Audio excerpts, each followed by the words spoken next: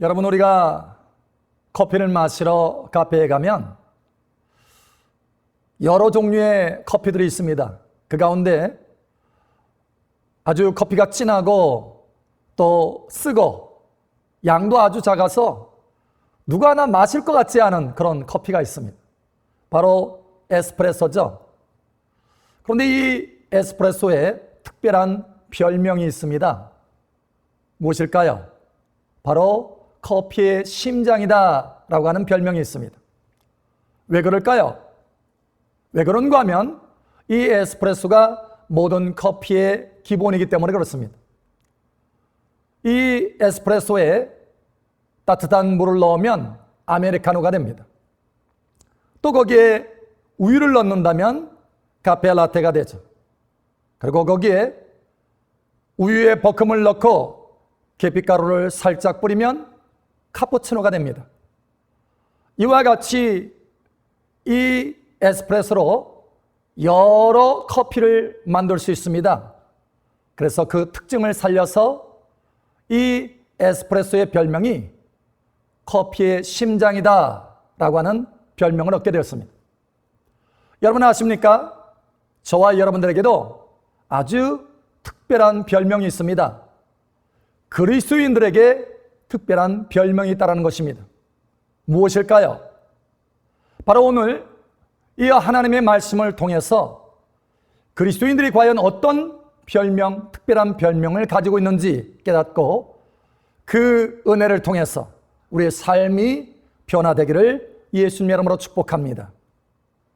여러분, 제가 중학교, 고등학교 다닐 때 자습서에 늘 등장하는 인물이 있습니다. 바로 나폴레옹 황제죠. 이 사람은 유럽 거의 대부분의 지역을 정복한 사람입니다. 그래서 수없이 많은 사람들이 이 나폴레옹을 찾아옵니다. 이유는 한 가지 약속을 받기 위해서입니다. 만약 약속을 받는다면 무너졌던 가문이 사면복권되고 다시 일으켜질 수 있습니다. 또 만약 약속을 받는다면 큰 땅의 영주가 될 수도 있습니다. 이와 같이 그 약속 한마디를 받기 위해서 많은 사람들이 유럽 전역에서 나폴레옹을 만나기 위해서 찾아옵니다. 한마디의 약속이 바로 그 사람의 기업이 될 수 있다고 하는 것입니다.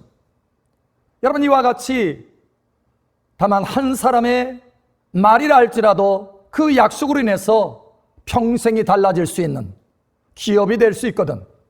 하물며 전능하신 하나님, 영원하신 하나님의 약속 한마디를 받는다면 우리의 인생이 얼마나 놀랍도록 변화될까요?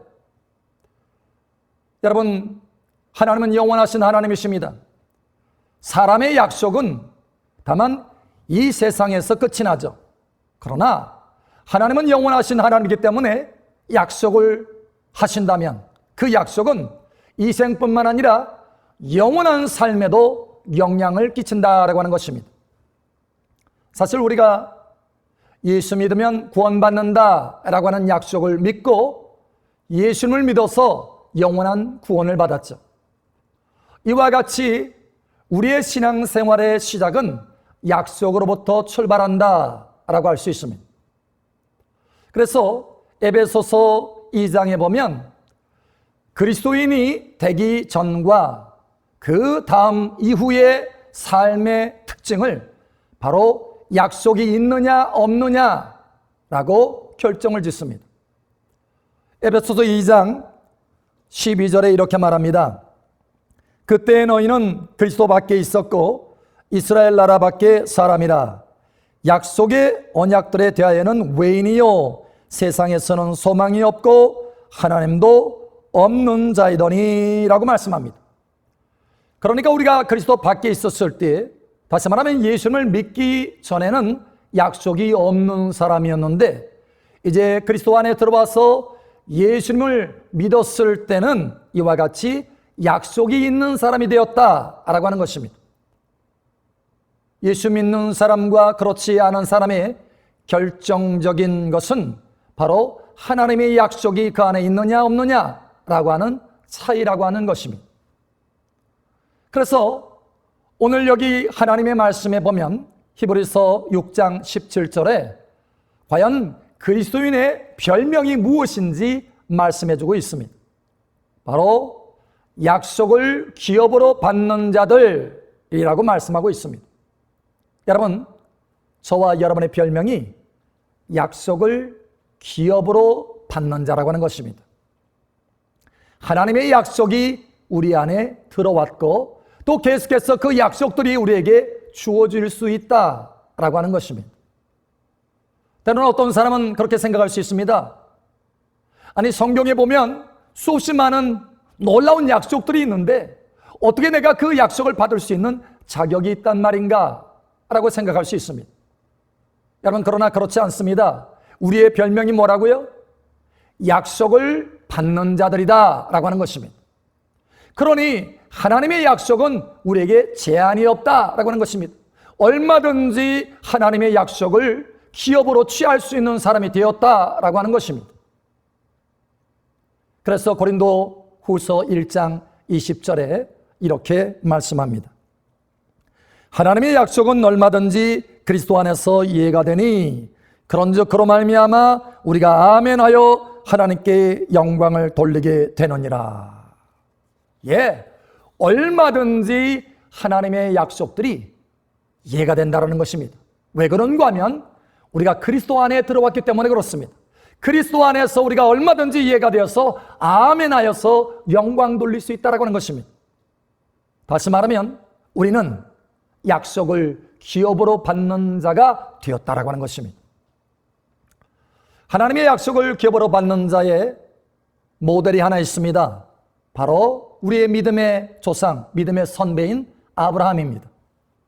아브라함은 당시에 갈대아 우르에서 사는 사람이었습니다. 여러분, 이 지역은 굉장히 발달된 지역입니다. 당시에 전 세계적으로 문명이 가장 발달된 지역이라고 할 수 있습니다.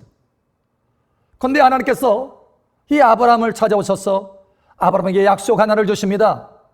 아브라함아, 너는 본토 친척 아베 집을 떠나서 내가 지시한 땅으로 가라. 내가 너로 큰 민족을 이루게 할 것이고 내가 너에게 복을 주어서 장대하게 할 것이다 라고 약속을 주시는 겁니다. 여러분, 사실 이 아브라함의 기업의 터전이 어디에 있느냐? 이 갈대아 우르에 있습니다. 여기에 기업의 터전이 있고 여기에 삶의 터전이 있는 것입니다. 그것을 떠나는 것이 쉽지 않다라고 하는 것입니다. 쉽게 얘기하면 오늘날로 저기 대도시인 서울을 떠나서 저기 산골짜기에 한 촌마을로 들어가라 라고 하는 말과 같습니다. 그러니 어떻게 쉽겠습니까? 그런데 여러분, 아브라함은 달랐습니다. 하나님의 약속이야말로 기업 중에서 가장 최고의 기업이다 라고 하는 것을 깨달은 것입니다. 그래서 그 하나님의 약속을 기업 삼아서 하나님의 약속의 말씀을 붙들고 그 말씀을 따라서 갑니다. 하나님은 아브라함의 그 믿음을 보시고 약속대로 이루어 주십니다. 그래서 그의 이름을 창대하게 만들어 주십니다. 많은 사람들이 아브라함을 통해서 복을 받도록 은혜를 베풀어 주셨습니다.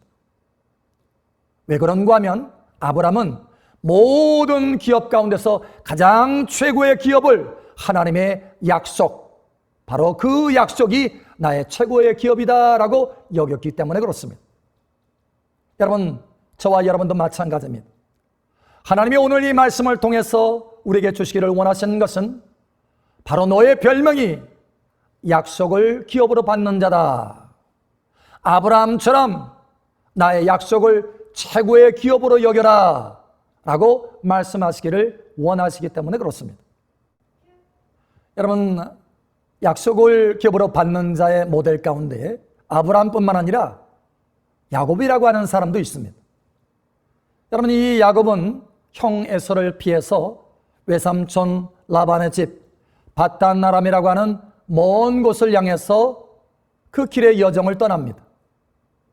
근데 그 여정 가운데 그는 아무것도 가지고 있는 것이 없었습니다. 지팡이 하나만 들고 갔다라고 말할 정도였습니다.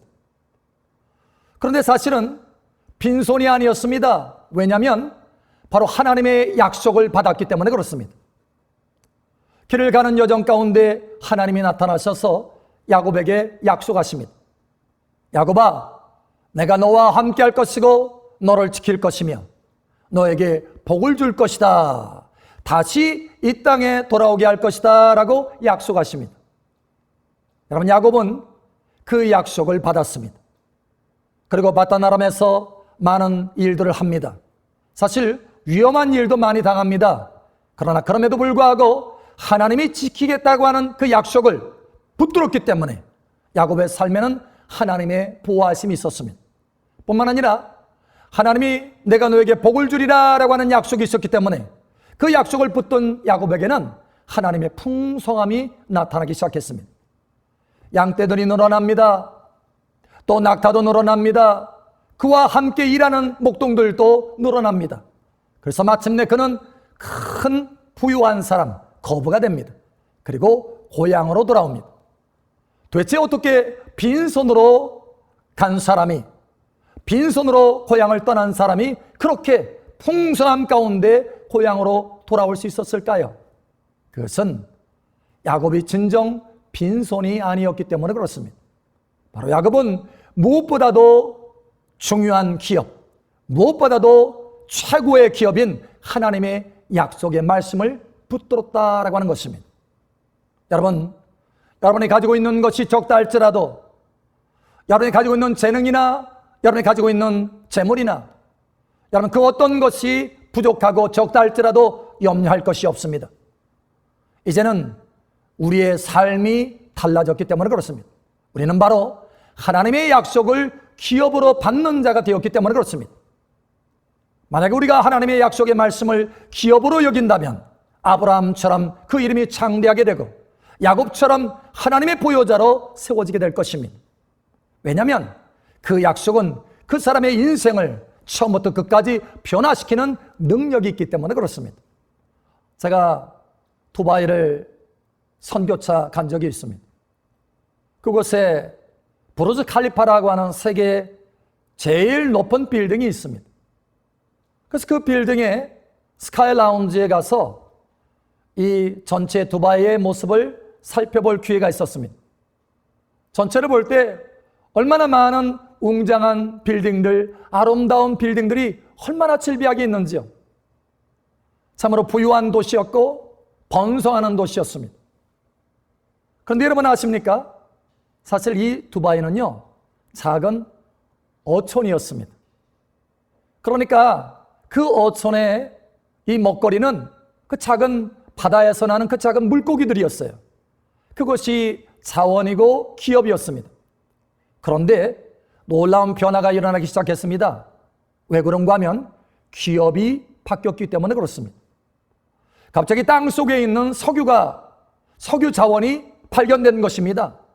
그동안 물고기 자원으로 살던 이 도시가 석유 자원의 놀라운 발견을 통해서 기업이 바뀐 것입니다. 바로 그 석유 자원이 기업이 된 것입니다.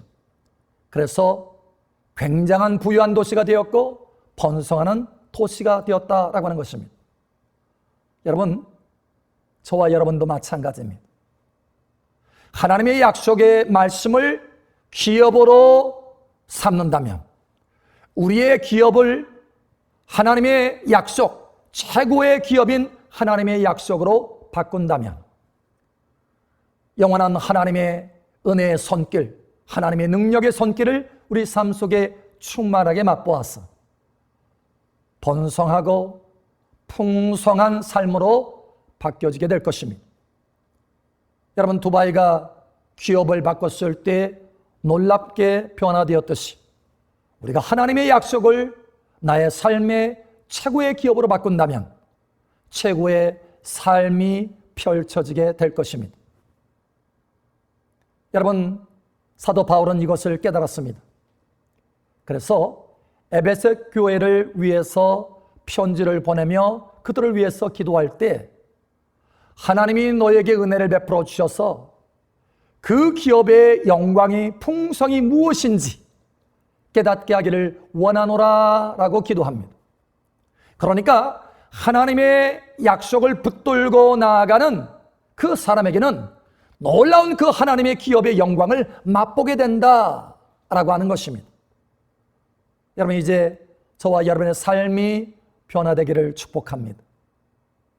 무엇보다도 하나님의 약속을 기업으로 삼으십시오. 그래서 매일같이 행할 때마다 하나님의 약속을 붙들고 행하여 보십시오. 그저 빈손으로 내 노력으로 행하는 것이 아니라, 내 열심으로 살아가는 것이 아니라 하나님의 영원한 약속을 붙들고 여러분 행해 보십시오. 그러면 하나님의 능력의 손길이 여러분의 손길과 함께하게 될 것입니다. 저희 딸아이가 아주 어렸을 때입니다.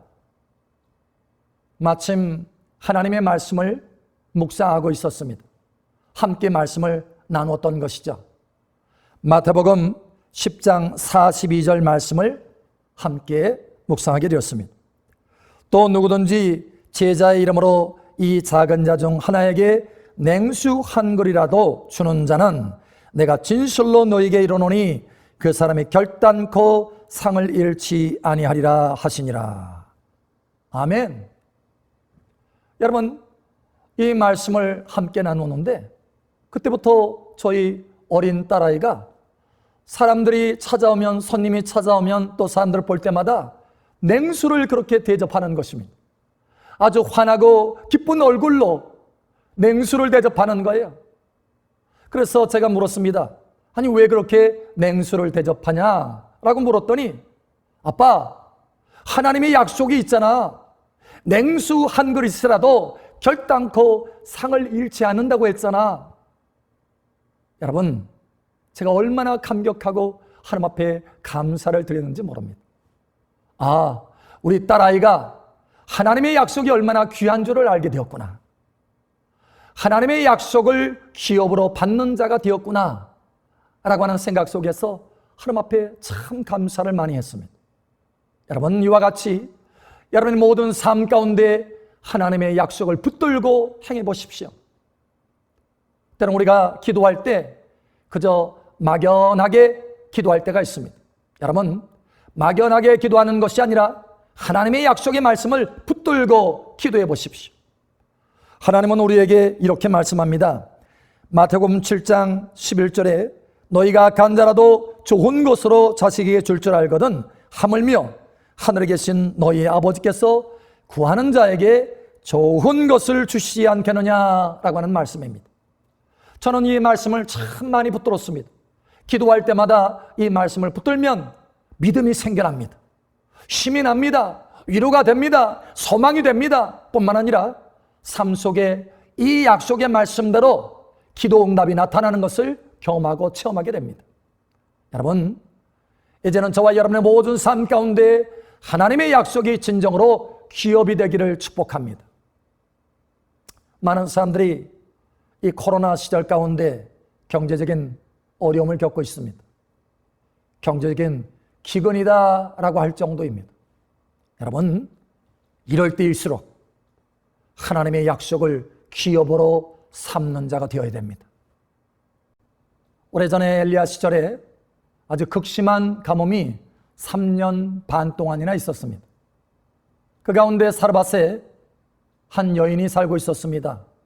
아들과 함께 살아가는데 먹을 것이 다 떨어져서 한 줌 밀가루와 또 한 줌 기름을 가지고 떡을 해먹고 이제는 더 이상 먹을 것이 없어서 이제는 죽겠구나 라고 하는 생각을 하는 사람이었습니다. 그런데 그때 하나님께서 엘리야를 보내십니다. 그리고 약속 한 가지를 주십니다. 내가 이와 같이 떡을 하나 해오면 하나님이 약속하시는데 기근 중에 그 통에 밀가루가 떨어지지 아니하고 기름이 떨어지지 않을 것이다 라고 하는 약속을 주십니다. 여러분, 이때 이 여인은 그 약속을 기업으로 받습니다. 그리고 그 약속을 붙들고 순종합니다. 먼저 엘리야에게 떡을 하나 갖다 줍니다. 여러분, 그것으로 인해서 약속을 붙들고 행하였기 때문에 거기에 변화의 기적이 일어납니다. 그 척박한 기근의 때에, 그 심한 기근의 때에 하나님이 그 가정에 먹을 것이 떨어지지 않도록, 밀가루와 기름이 떨어지지 않도록 하나님의 손길로 역사하여 주셨다라고 하는 것입니다. 이삭이라고 하는 사람이 있습니다. 바로 아브라함의 아들입니다. 그런데 이 이삭이 살 때 굉장한 기근이 있었습니다. 너무 심한 기근이어서 이삭도 가나안 땅에서 머물기를 그치고 애굽으로 내려가려고 했습니다. 애굽에는 뭔가 먹을 것이 있기 때문에 여기서 다 굶어 죽기 전에 애굽으로 내려가야 되겠다라고 생각한 것입니다. 그런데 그때 하나님이 오셔서 이 이삭에게 약속의 말씀을 주십니다. 이삭아, 내가 이 땅에 머물면 내가 너와 함께 할 것이고 내가 너에게 복을 줄 것이다 라고 약속하십니다. 여러분, 이삭은 이 약속의 말씀을 기업으로 붙들었습니다. 그리고 씨앗을 그 땅에 심기 시작합니다. 사람들은 이삭이 미쳤다라고 생각할 것입니다. 아니, 도대체 이 기근의 땅에 씨앗을 심은들 무슨 소용이 있단 말인가? 차라리 그 씨앗을 먹는 것이 낫지 라고 생각했을 것입니다. 그러나 이삭은 약속이 있었습니다. 이삭은 그 약속을 붙들 때 하나님이 역사하리라고 하는 것을 믿었습니다. 그리고 그 땅에 머물러서 씨앗을 심기 시작합니다. 바로 약속을 붙들고 씨앗을 심은 것입니다. 약속을 붙들고 그의 삶에 행한 것입니다. 여러분, 놀라운 변화가 일어났습니다. 여러분, 생각해 보십시오. 이삭이 그 이전에 여러분 씨앗을 심어보려고 시도를 하지 않았겠습니까? 그런데요, 거기에는 커다란 열매가 없었어요. 그래서 그냥 그 땅을 떠나서 애굽으로 내려가려고 했던 것입니다. 그런데 약속을 붙들고 씨앗을 심었을 때는 변화와 기적이 일어나더라라고 하는 것입니다. 씨앗을 심는 바로 그 해에 거두는데 100배의 소출을 거둡니다. 하나님의 전능하신 능력의 손길이 이삭과 함께 했기 때문에 그렇습니다. 여러분, 그리고 이삭이 장대하게 되었다라고 말씀합니다. 그 이전에 한 번도 이삭이 장대하게 되었다라고 하신 말씀이 없었습니다. 그런데 바로 그 기근 중에 약속을 붙들었더니 기근도 이길 뿐만 아니라 장대하게 되었다라고 말씀합니다. 여러분, 약속을 기업으로 받는 자들은 기근도 이길 수 있습니다. 이기는 정도가 아니라 아주 넉넉하게 되어서 풍성함으로 들어갈 수 있다고 하는 것입니다. 이제는 우리의 삶이 약속을 붙드는 삶으로 달라져야 하겠습니다. 여러분, 에스프레소는 그 특징에 걸맞게 커피의 심장이라고 하는 별명을 갖게 되었습니다. 저와 여러분도 하나님께로부터 받은 특별한 별명이 있습니다. 하나님의 약속을 기업으로 받는 자입니다. 다시 말하면 하나님의 약속과 뗄래야 뗄 수 없는 사람이 되었다라고 하는 것입니다. 이제부터 저와 여러분 행할 때마다 빈손으로 행하지 마시고 하나님의 약속의 말씀을 꼭 붙들고 행하시기를 바랍니다. 하나님의 그 약속을 따라서 그 능력의 손길, 은혜의 손길을 펼쳐주실 것입니다. 이제부터 그 기업의 영광의 풍성함이 무엇인지 하나님의 은혜 중에 맛보게 되는 복된 여러분 되시기를 예수님의 이름으로 축복합니다.